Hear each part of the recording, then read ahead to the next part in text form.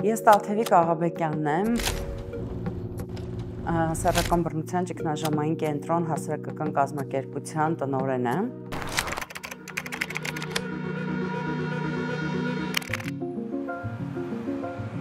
Ընդհանրապես Հայաստանում սեռական բռնությունը բախվում է շատ, սեռական բռնության հիմնախնդիրը բախվում է նաև դիմադրության, իրոք մինչ օրս սեռական բառի պատճառով։ Մինչև օրս էլ մենք հանդիպում ենք այդ խոչընդոտին, որովհետև շատ կառույցներ օրինակ չեն ասում էլ, որ Հայաստանում չկա սեռական բռնություն, բայց շատ հաճախ օրինակ կարող ենք լսել, բայց այդ լուրջ հիմնախնդիր է, քանի հոգի է ենթարկվում սեռական բռնության, այսինքն ես չեմ պատկերացնում ինչ թիվ են իրանք ուզում լսեն, որ հավատան, որ սեռական բռնությունը լուրջ հիմնախնդիր է Հայաստանում։ Այս պայմանությամբ մենք տրամադրում ենք սեռական բռնության ենթարկված անձանց հոգեբանական անվճար խորհրդատվություն եւ թերապիա նաեւ, ունենք փաստաբան, ով որ գործի հարուցման սկզբից մինչեւ բոլոր դատական ատյաններով գնում է շահառուների հետ, ունենք սոցիալական աշխատող։ Դա սկսվեց 2008 թվականից,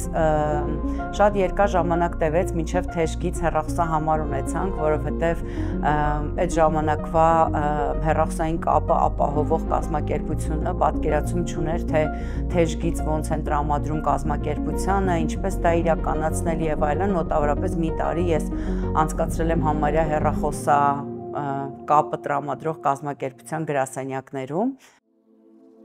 2018 թվականին մի քանի էջանոց ներկելու գրքույկ ստեղծեցինք, որի վերնագիրներ «Իմ մարմինը անձնական է» եւ գրքույկի ներսում շատ մատչելի ինֆորմացիա է գրված այն մասին, որ եթե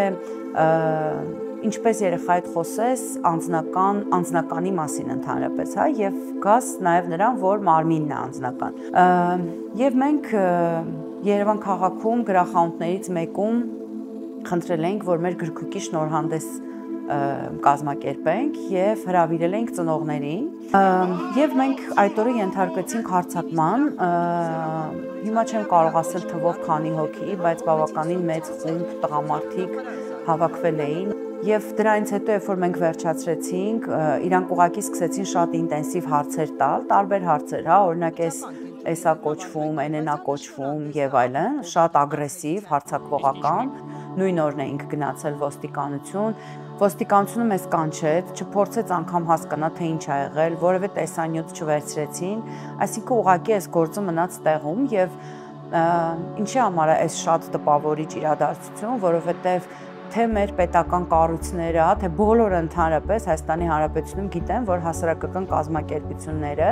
իրականում կատարում են պետության պարտավորությունները։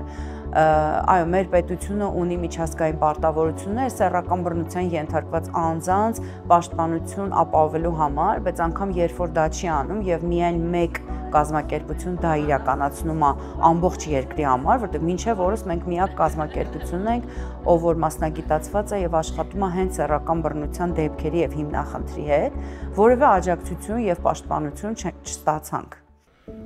Ու ասեմ ձեզ, որ շատ դժվար է Հայաստանում աղջիկ երեխաներ մեծացնել, որովհետև դու համ հասկանում ես, որ իրանք պետքա ազատ մեծանան, պետքա կաշկանդված չլինեն, անվախ մեծանան, հա, չպիտի ամեն վարքյան շրջվեն հետ ու տեսնեն ինչ որ վտանգ կա իրանց հետևում, առջևում, կողքում, բայց միևնույն ժամանակ տեսնելով այս բոլոր դեպքերը, ունենալով այս ամբողջ գիտելիքը գլխում, շատ դժվար է բալանսը անընդհատ պահել։ Ես հասկանում, որ մենք մի օր դժվար ապրենք որևէ երկրում կամ աշխարհում, որ ընդհանրապես սեռական բռնություն չլինի, բայց ես հավատում եմ, որ սեռական բռնության ենթարկված անձինք եւ հույս ունեմ մոտ ապագայում իրենց ավելի պաշտպանված կսկսեն զգալ մեր երկրում, շատ ավելի կանխարգելված կլինի սեռական բռնությունը, որովհետեւ շատ ավելի շատ մարդիկ կխոսեն սեռական բռնության վտանգների մասին եւ ավելի շատ երիտասարդ ցավոք սրտի կանայք եւ աղջիկներ կիմանան, թե ինչ իրավիճակներում ինչպես խուսափել սեռական բռնությունից, ինչպես պաշտպանվել, իսկ եթե արդեն սեռական բռնություն տեղի է ունեցել, կզգան իրենց ավելի պաշտպանված եւ հանգիստ դիմելու իրավապահ համակարգին։